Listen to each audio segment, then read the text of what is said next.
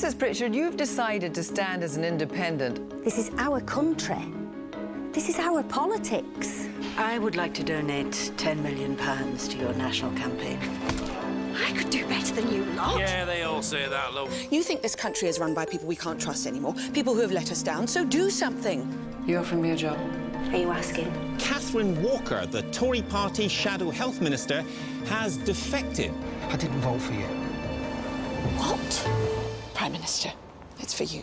The sense of euphoria here is unmistakable. The scale of Ros Pritchard's achievement unimaginable. Her Purple Democratic Alliance Party has secured 54% of the vote. We are seeing tonight the biggest ever landslide in modern British political history. This is a quite exceptional political breakthrough. Do you think it should be welcomed? Oh, absolutely. This may well be British democracy's finest hour. Well, now, hang on a minute. I'm actually very, very deeply worried. Now, come on, Ros Pritchard knows absolutely nothing about government. Nothing at all. But surely that's the point, isn't it? With New Labour decimated, they're now down to 121 seats. They're not even the official opposition. That's now the Conservatives with 147 seats. We're seeing tonight a shift in the political landscape like no other. This is bonkers. Yeah, anyway. Do not curtsy and don't call your majesty. I'm not saying don't be reasonably polite, but personally, I take the opportunity to make it clear right from the word go that you're going to abolish her, all right? Where did you say you were again? Kitty's office. Have you heard what I said?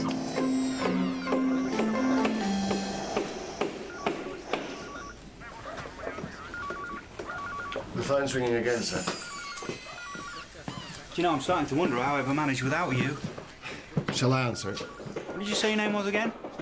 Phil, sir. Phil. Yeah. If I want the phone answering, I'll answer it, OK? And would you stop that bloody banging? Ah. It was in 3 years since we spent God knows how much on double glazing. But that wasn't bullet and blast proof, sir, was it? Funnily enough, no.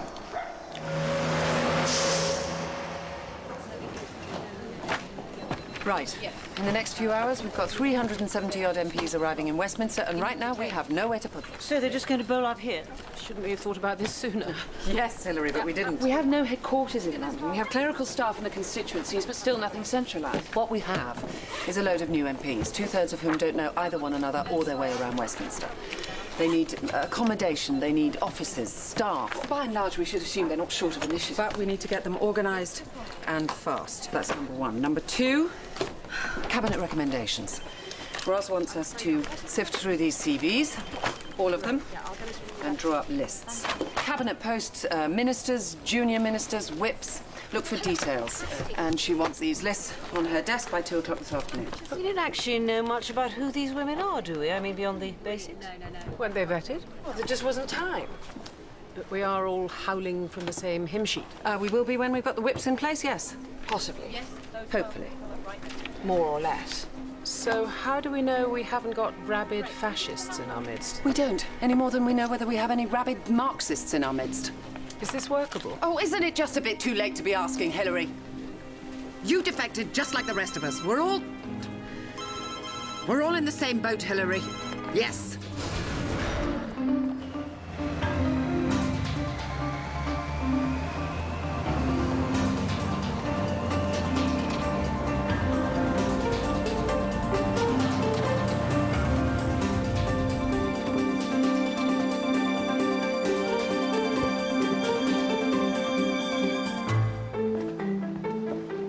Mrs. Pritchard, how do you do?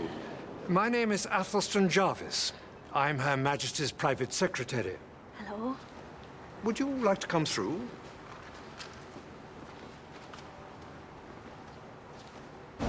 Catherine, you've got to calm down. Whinging fucking liberals. Hillary's Hillary. We're lucky to have her on board. How did Ros seem when you travelled down with her this morning?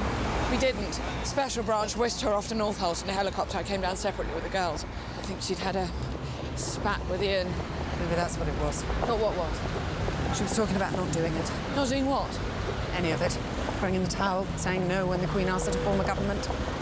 So what did you say? I said, you can't do that. You can't do that to me. You can't do that to anybody. And she took the point? I don't know. That's when the phone call came from the palace. No, she means business. Otherwise, she wouldn't have ordered those lists on her desk by 2 o'clock. She didn't. That was me.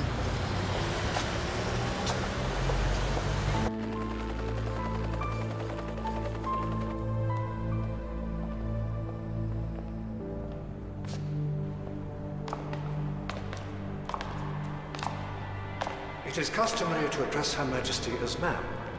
Is it? As one enters the room, one curtsies. Does one? It is customary. Is it, obligatory? We like to think so. Her Majesty will offer her hand, you will shake it, not kiss it, and she will initiate the conversation. Right. Your audience is entirely in confidence and will finish when Her Majesty chooses to end it. Is there anything you'd like to ask me? Probably. But I can't think what just now. Ready? Not entirely.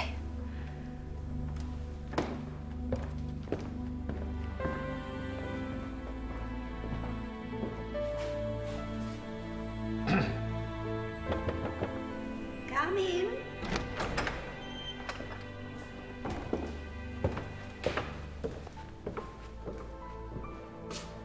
Your Majesty. Mrs. Pritchard, Your Majesty.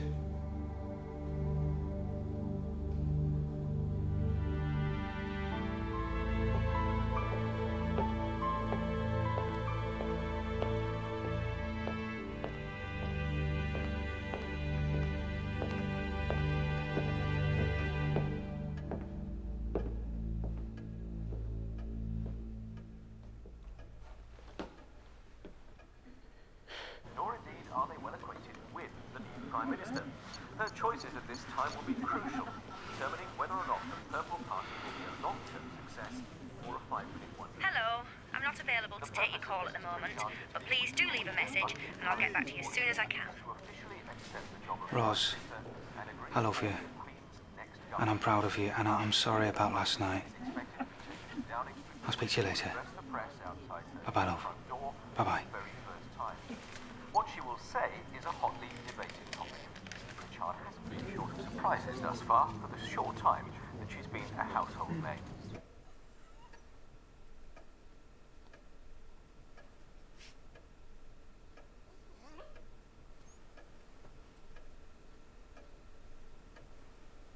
You're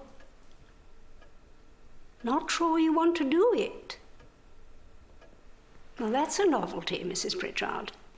None of them have ever come and said that to me before. The thing is,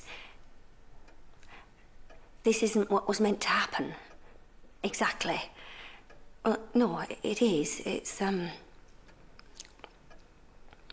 just the reality of it. It's,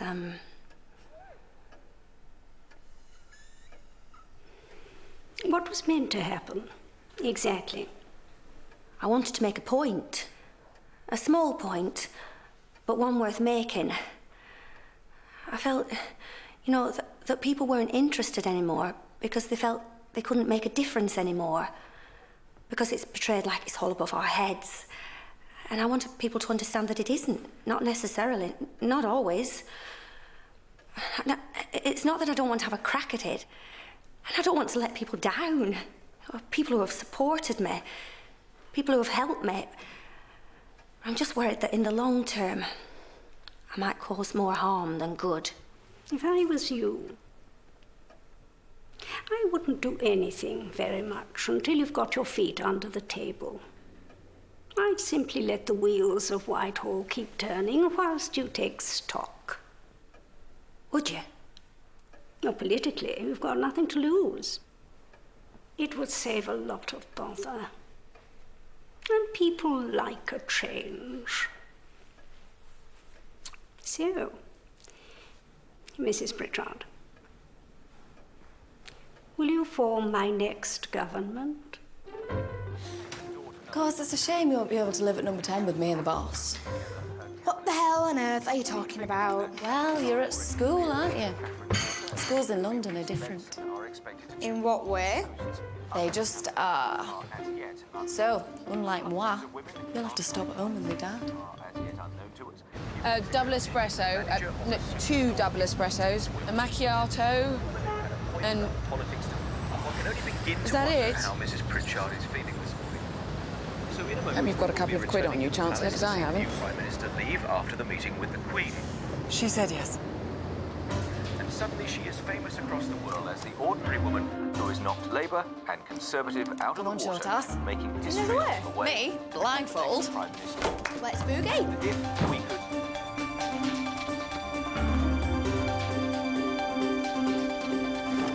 Prime Minister. Hello. I'm Richard Leavis. I'm your principal private secretary. I'm your chief non-political advisor. I'm also... You're in my car. Yes. Might I take the opportunity to congratulate you? Why not, seeing as you're here? Well, I thought it might be useful to introduce myself sooner rather than later. Did you? Under the circumstances.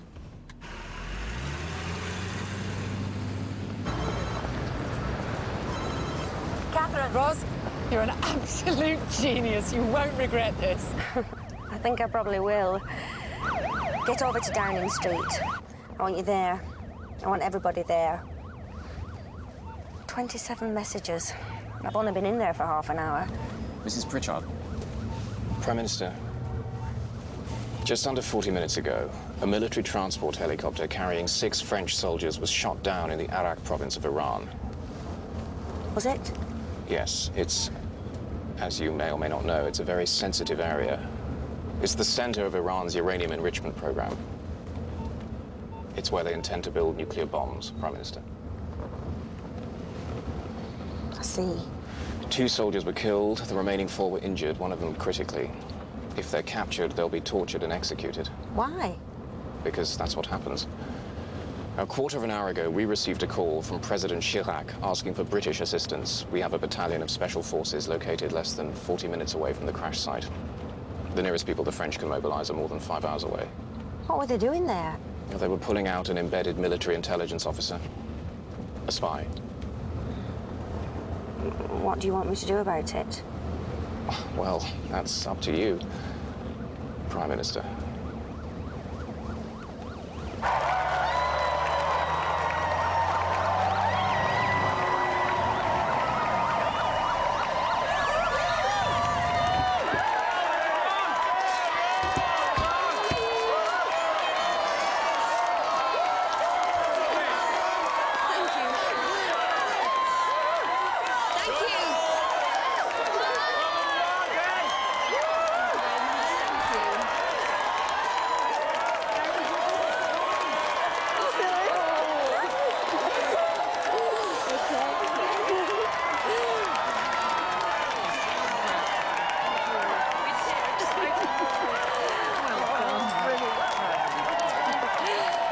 President Chirac wants me to send some troops into Iran.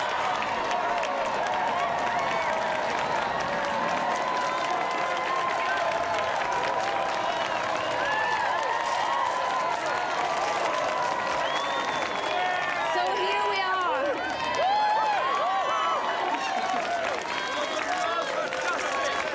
Democracy only works if people go out and vote, if they engage.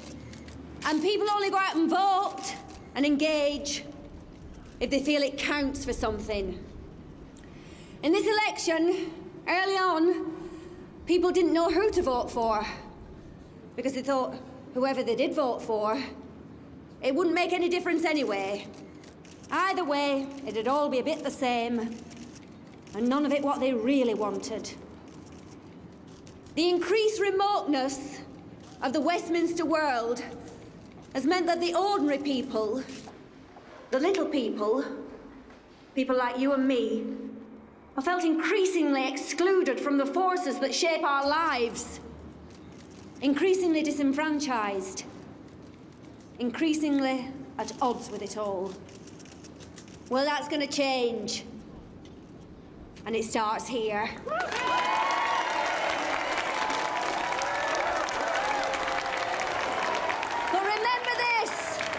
You haven't just voted for me, you voted for yourselves. You must no longer allow yourselves to feel locked out from the decision-making process. You must no longer allow yourselves to assume that other people know what's best for you, better than what you do. You know best what you want for your children, for your elderly parents and relatives. You know best what you want from your schools and from your hospitals. You've put your faith in me. Now I'm putting mine in you. This can only happen, this will only work if you take responsibility too. If you make your voice heard.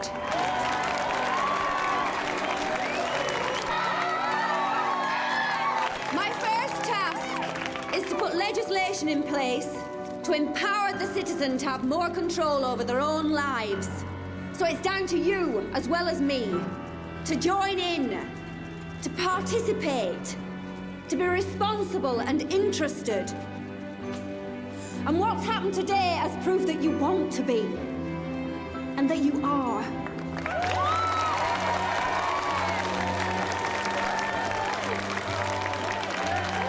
Okay. 2 things. I'm going to promise you 2 things. I will never lie to you, and I will never mislead you. Okay, so it may only last for 5 minutes, but at least we'll have proved something. Thank you, that's it.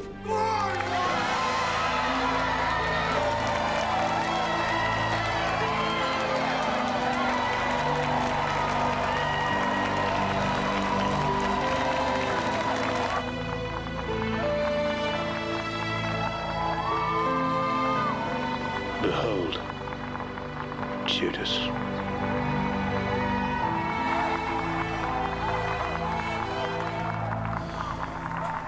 You shouldn't be here, Ian.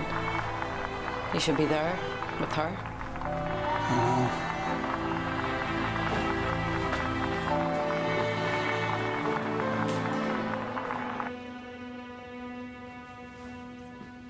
You have a security briefing with the Joint Intelligence Committee at 1:15. At 1:45, you have an EU briefing. The Japanese Prime Minister's due to ring at 2:15. Then I've penciled in the Chief Whip at 2:30. 2:45, you have an international money markets briefing. Then at 3:15, the Speaker of the House is popping in. 3:30, the Australian Prime Minister is due to ring. And then at 3:40, you have a foreign affairs briefing. Then, 4 o'clock, you're having tea with the Archbishop of Canterbury. 4:20 to 5:30, I've made time for you to think about the Cabinet with the Chancellor. 5:30, you have the Chief Constable of the Metropolitan Police. 5:45, you've got the German Chancellor on the phone. 5:55, you have a G8 briefing. Prime Minister. 6:30... 6:30, I'd like half an hour on my own with my family. 6:30, I've penciled in a meeting with the Leader of the House of Lords. I can push it on. No, don't. I can give you half an hour with your family at 6:50. Thank you. Prime Minister. Your dress size. Sorry? Your dress size. 8. Shoe size? 3. Hat size? I don't know. Thank you. We'll discuss the flat, family arrangements and security as and when. OK. Thank you, Prime Minister. Thank you.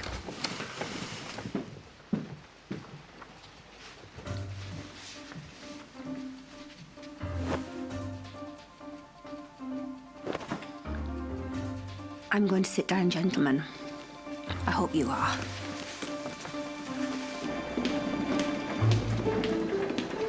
Miss Shannon?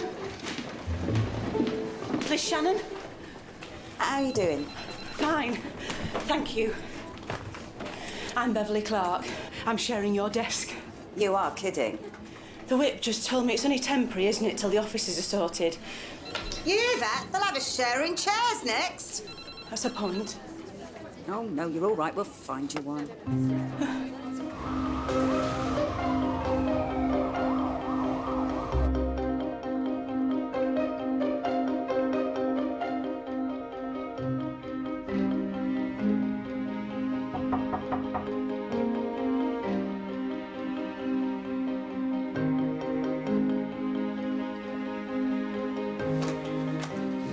Hi, Ian. She's not here. No, she's having tea with the Archbishop of Canterbury. Can I come in? A reporter, prompted, we think, by someone from the Labour Party, went sniffing around Hutton's trying to find dirt on you to humiliate Ros. It was the same bloke who uncovered that story about you nipping that girl's backside 7 years ago. He also discovered some anomalies in the accounts. Oh, God. Which, fortunately for us, he kept quiet about. and came to Kitty instead to ask her how much she'd give him to keep quiet about it. That's when she paid him off. Did you? Look, I was under pressure. It wasn't my idea. I could have said no, but... I don't need to know, Ian. It was a difficult time, you see. I can appreciate there are reasons why you did what you did, but the bigger point is this. Ros can never know anything about what happened. Because the moment she does, the second she does, her position as Prime Minister becomes untenable. Do you understand? Yes. It may all yet come out, of course, and you do need to be prepared for that. But Ros has got to be able to protest her innocence. Otherwise, none of this means anything. Why is Kitty doing this? To protect Ros? No. I mean, any of it. The 10 million. Well, she believes in Ros. I'm sure it was good publicity for Greengages, too, when it all started. She's a philanthropist. And she's a realist as well. She's complex. Did you know her, Kitty, before? No. Before I go, I haven't shown this to the Prime Minister, to Ros yet, but it's something you may want to deal with. Centre pages.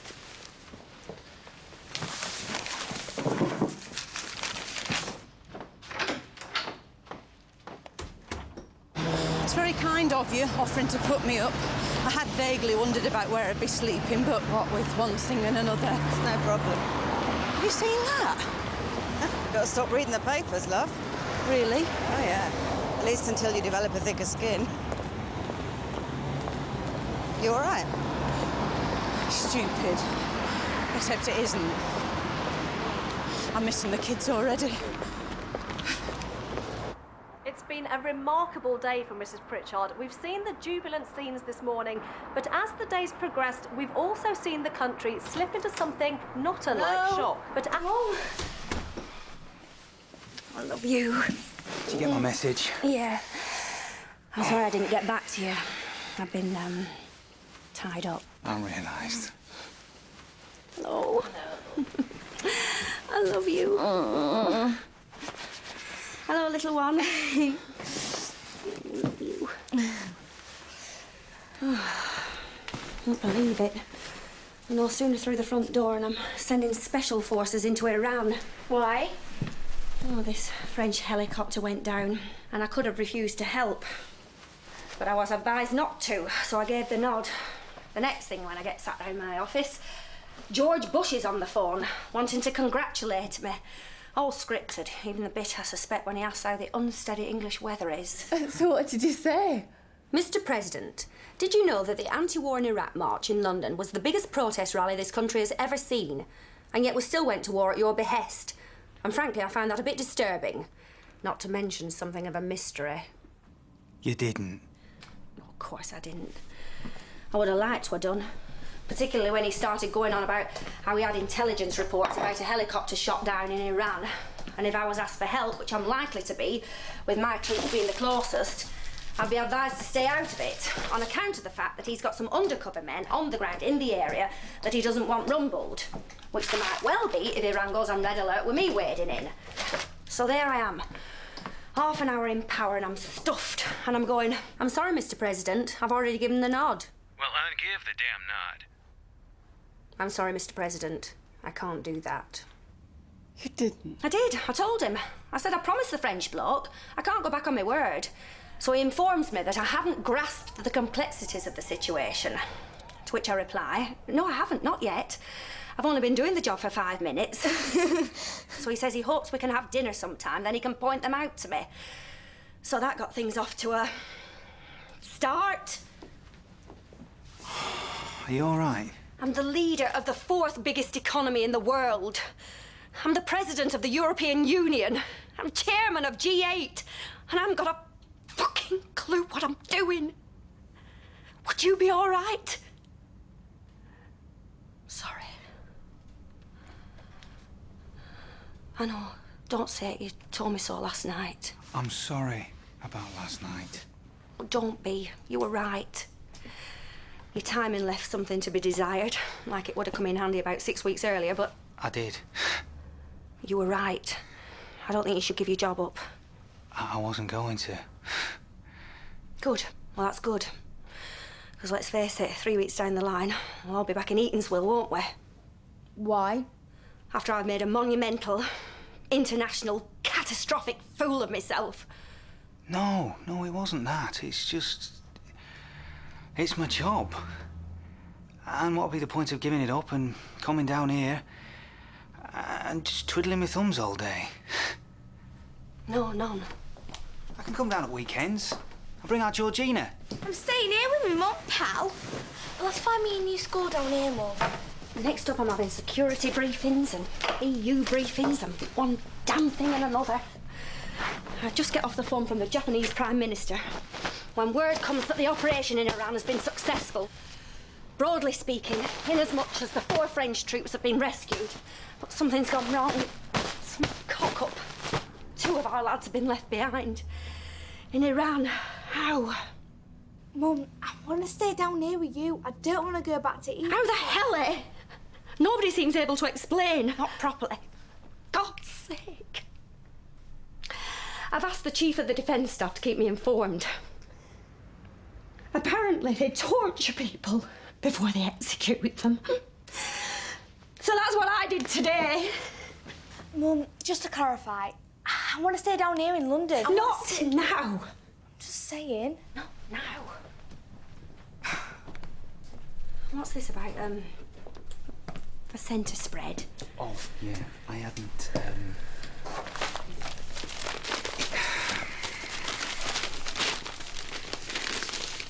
Good grief. What's that? Didn't? We can't think about you moving schools until we know whether we're staying or not. Why wouldn't we be? Oh, I was not involved with Steve, and this is all lies. All right. All right. This is what it's going to be like from now on, isn't it? Whether it's lies or not. I'm afraid it probably is. Well, we just have to get used to it then, won't we? Sorry, Prime Minister. I did ask to be left alone for 5 minutes. You said if there were any developments in Iran.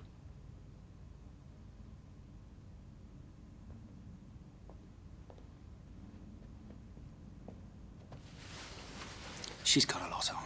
US intelligence has just informed us that our 2 men were captured by the Iranian military sometime just before 6 o'clock. The Foreign Office has been in contact with Tehran, but they're denying any knowledge of it. Does that mean they're dead? No, they don't usually kill people until they've tried to get information out of them. Who are they? Do you want to know?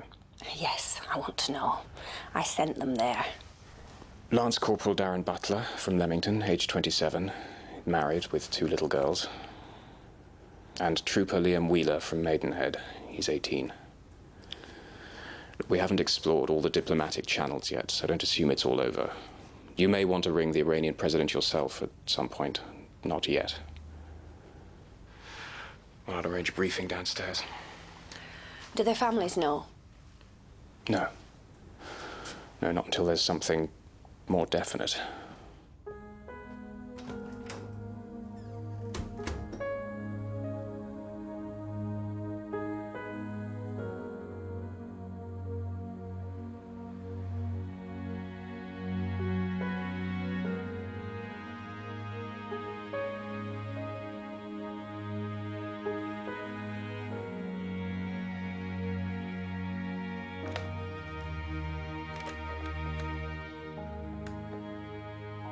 Mr. Blair, I'm sorry to bother you in the middle of the night. It's Ros Pritchard. You said I could ring you on this number in your letter, if ever... I'm sorry. I was wondering, if you need 5 minutes by yourself, say, how do you get out of this building without the whole of Special Branch going on red alert?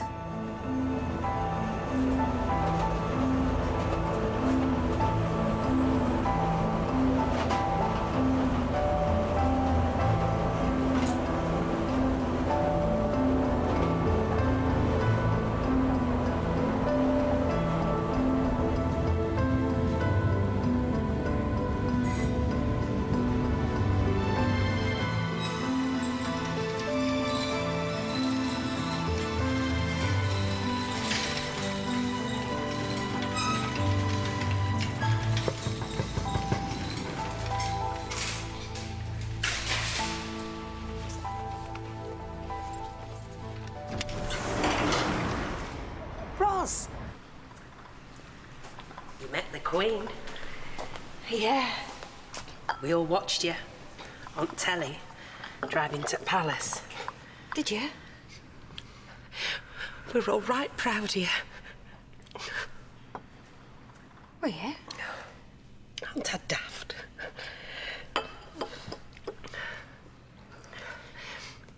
So what was she like? Who? Queen. What you'd expect, really. Little, old, posh, corgis. Nice jacket. Oh. I borrowed it from the mailroom at the back of the Ministry of Defence. At least I think it was the Ministry of Defence. I can do this job, Kimberly. Given half the chance. It's just the scale of it. That's what you don't realise before you get there. You know, I said it wasn't rocket science. Yeah. Well, I think it probably is. I don't know, I dared criticise Tony Blair now I know what he was having to do. You're making split-second decisions all the time. Split second because it has to be. Because 10 seconds later, you're making a decision about something else. And these are big decisions, Kimberly. It's not about whether to risk ordering any more organic jam tarts or not. Ring Ian, Ros. Come on. I'm worried he'd be worried about you.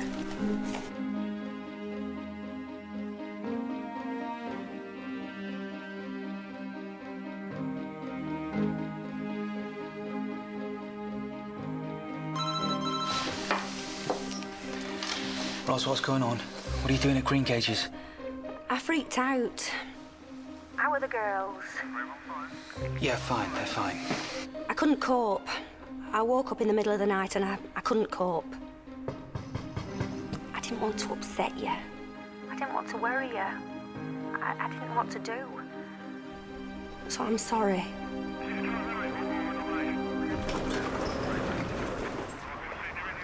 You looking for Ros by any chance?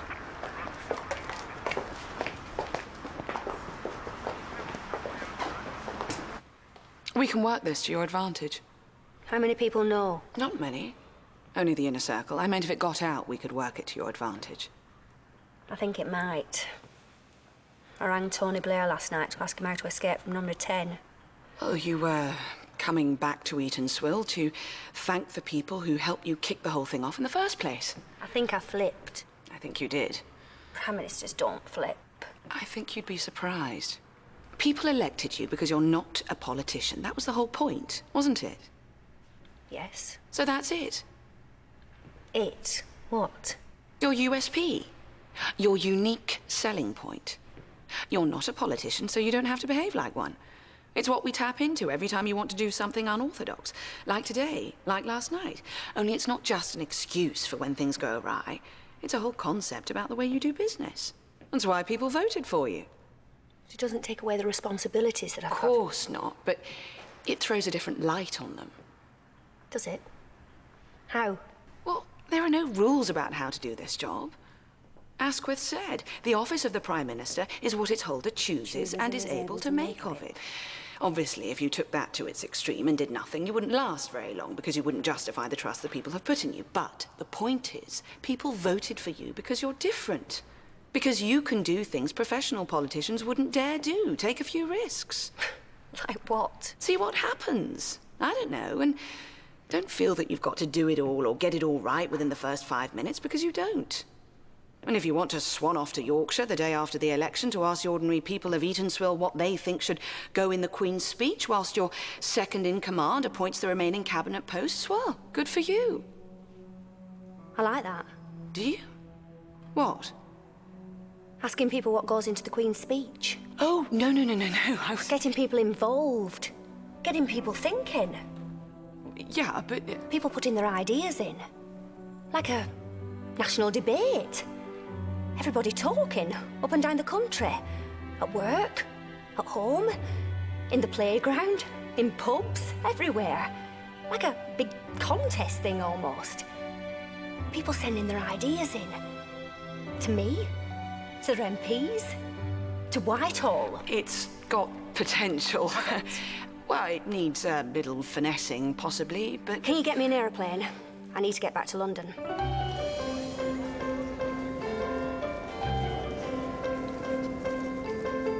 It's exactly what you said. It's bold, it's exciting, and it's something a real politician wouldn't dare do. That's... yeah, I can see... They wouldn't. They'd be scared of being accused of being shallow-minded and not having any ideas of their own. Yeah, but it's... Whereas what I'm saying is this is for you, it's about you, this is your responsibility as well as mine. You pretend you're Prime Minister, and not me. Yes. Yeah. I'm having... I know I still have to deal with all the Iran and Iraq and Middle East and Europe and G8 and everything, but, you know, as you say, I can't get it all right in the first 5 minutes, can I? No. On the other hand... What? I appear to be surrounded by people who can. So game on.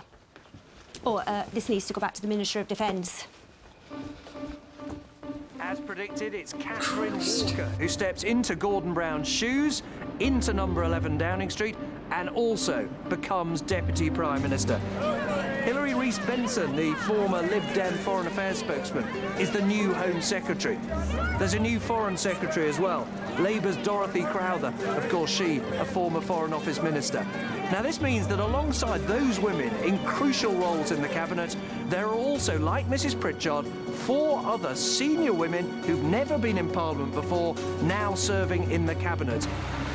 This afternoon, Mrs Pritchard addressed all 378 Purple Alliance MPs for the first time, where she set out her agenda for the coming weeks and months, including her extraordinary plan to invite the great British public to contribute directly to the contents of the Queen's speech. All I've done is suggest that we ask the great British public what they think should go into the Queen's speech. Yes, which is good, in some respects, but governments are put in place to lead the country. Representative democracy means entrusting government to others, us, in this case. They've already voted on what we have in our manifesto. We already have our mandate. I think you're missing the point. I beg your pardon? I think it's a brilliant idea.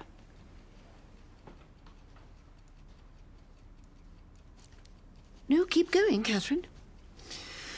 Well, I'm sure Ros can speak for herself. She already has, but the whole premise of where Ros has come from, what she stands for, is about taking politics to the people. Now, what could be more exciting than a national debate, and who better to stand up and prompt one than Ros? A national debate about anything and everything, encouraging people to talk and think about politics. Prime Minister, forgive me, but what on earth are you talking about? The People's Queen's speech is what I'm talking about, Gavin. People sending their ideas. People telling us what they want for their country. Start a citizens' referendum, stand for local government, have your say in a proposed parliamentary bill, visit Parliament. Those are my ideas on how to facilitate more public involvement in politics. And now, Ros and I and the rest of the party, we want to hear your ideas. Think tanks, pressure groups, focus groups, but most of all, the ordinary British people. I want your best ideas. I want everybody up and down the country talking about politics. I want to know what you're thinking about. I want to know what you're interested in. I want to know what bothers you. And I want to know within the next 2 weeks, otherwise you'll have missed the boat. Well, up and down the country, in schools, offices, churches, clubs, pubs, shops, down potholes and anywhere else you can think of, people are talking politics. Not pulling out of Iraq, sending more people in fact. I think there should be like 1 day a week, say Wednesdays, when people should leave their cars at home. I would like to see the national railway network put back as it used to be. I gotta go. Get on your bike every Wednesday. We created this mess, so we should sort it out. And we shouldn't think in terms of pulling out as fast as we can, should we? I'd like to see voting made compulsory. I think everyone should have to go around in the nude. 1 day a year. Hang in. Bring back hanging. And you've got to smile all day as well. In the nude. And send everyone back to where they come from. You can abstain, but you have to tick a box to say what you're doing.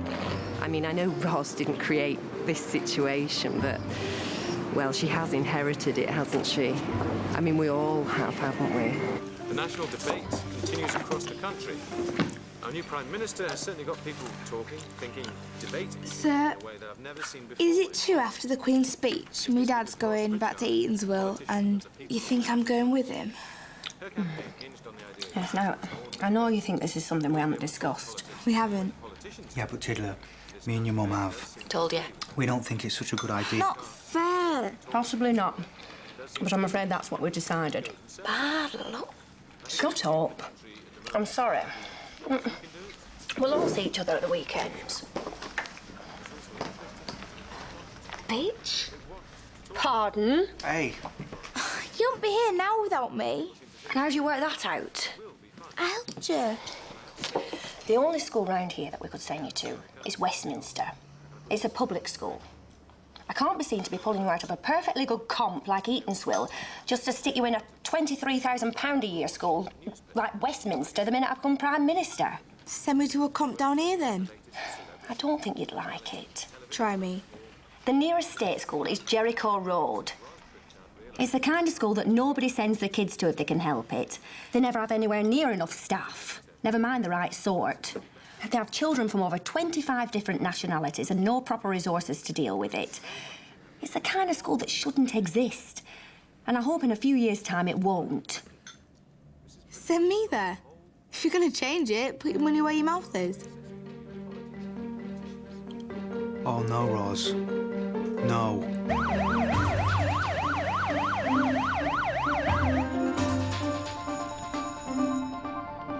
They've been setting fireworks off down the toilet again.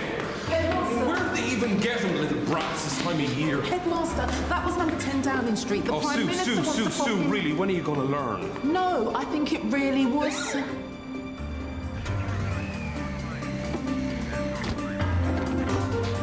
Thank you, Chris.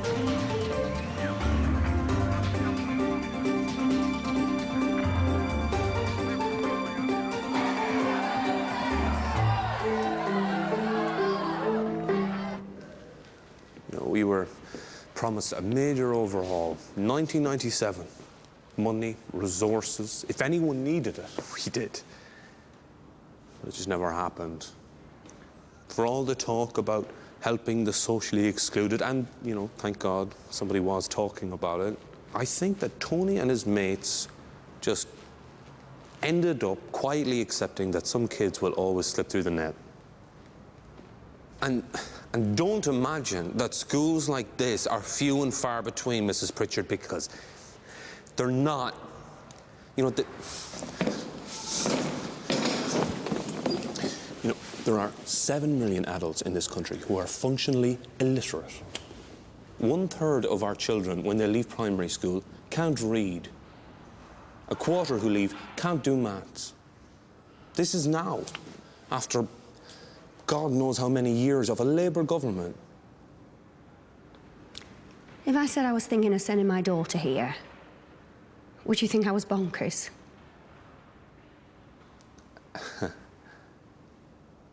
I think you were very brave. I've got to go. I've got a meeting with the head of MI5 in 5 minutes. Okay, right. Have you contributed to the national debate? Somebody like you must have ideas. Hundreds, thousands. Come and see me. I will. Actually, do you know what I do? I've thought this for years. What? It's nothing to do with education. Go on. I would move Parliament out of London. I'd put it slap bang in the middle of the United Kingdom, wherever that is. That would really be taking politics to the people, wouldn't it? Big time. It'd be expensive. Yeah, I mean, in the short term, sure, but once you're up and running, it would be cheaper, 1,000 times cheaper. The cost of living down here being what it is. Wouldn't it just be seen as a gimmick? It's symbolic. And just think what you do to boost the local economy of somewhere like, I don't know, Bradford. Bradford? Yes. Well, it'd bring to a very swift head the problem we're going to encounter getting anything through the House of Lords. Will it? Yes.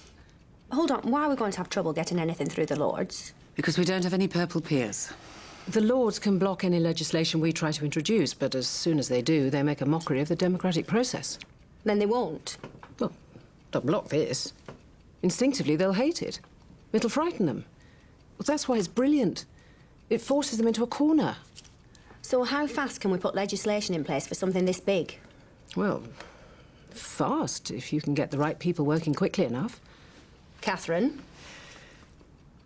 You do need an upper house, whether they are unelected or otherwise. I agree. You need a second house, but... Yes, I know. This way we can shake the whole thing up and make sure we have a fair share of our people in it. I agree. That's good.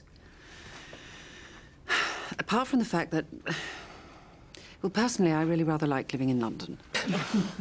Anyone truly committed to public service... Would live anywhere at a pinch, but Bradford... It'll sort the wheat from the chaff. The Tories would lose the will to live overnight. Which is why they'll oppose it. And we'll drop them. No, it's intriguing. It's interesting. Well, it certainly gets the imagination going.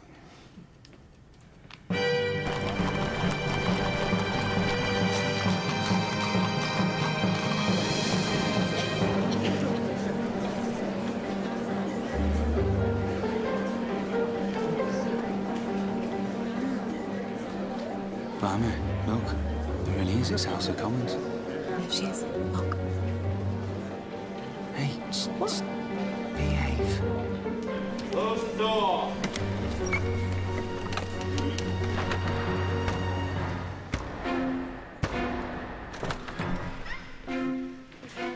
Here we go, delights in tights.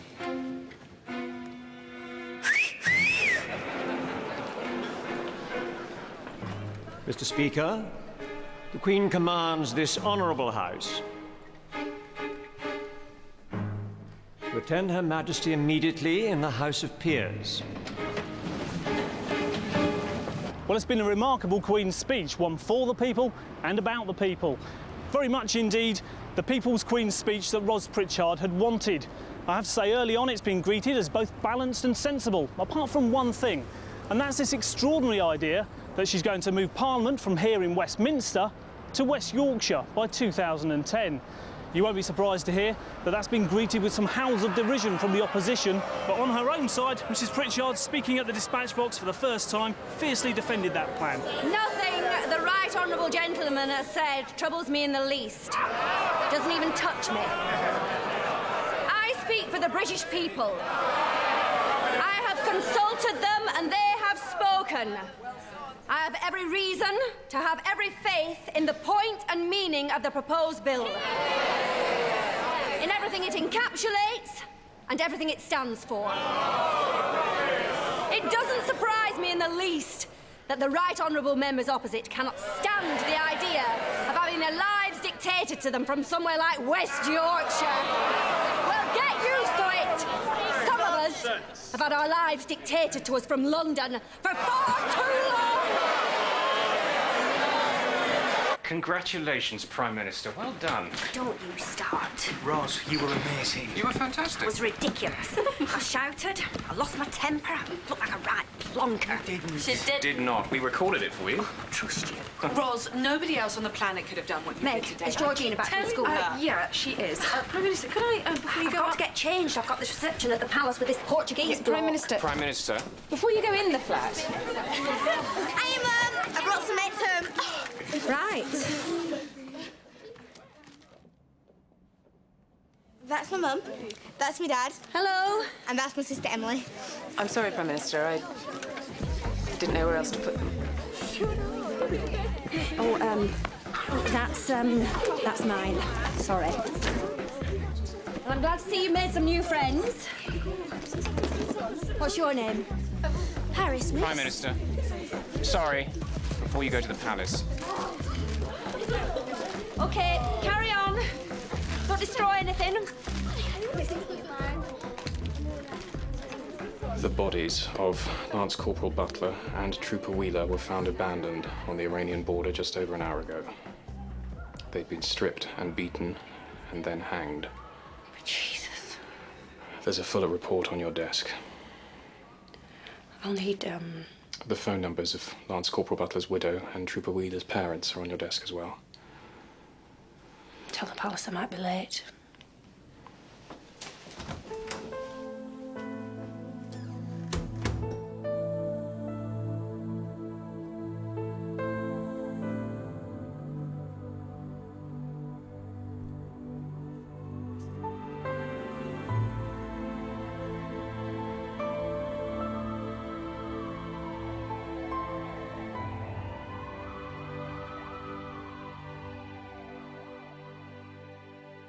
Have you heard about this book?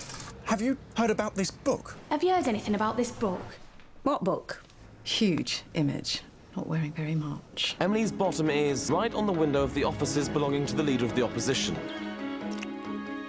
OK, class, settle down, please. I've got a boyfriend. Perhaps it's time to move on to the next chapter. It's why people voted for me.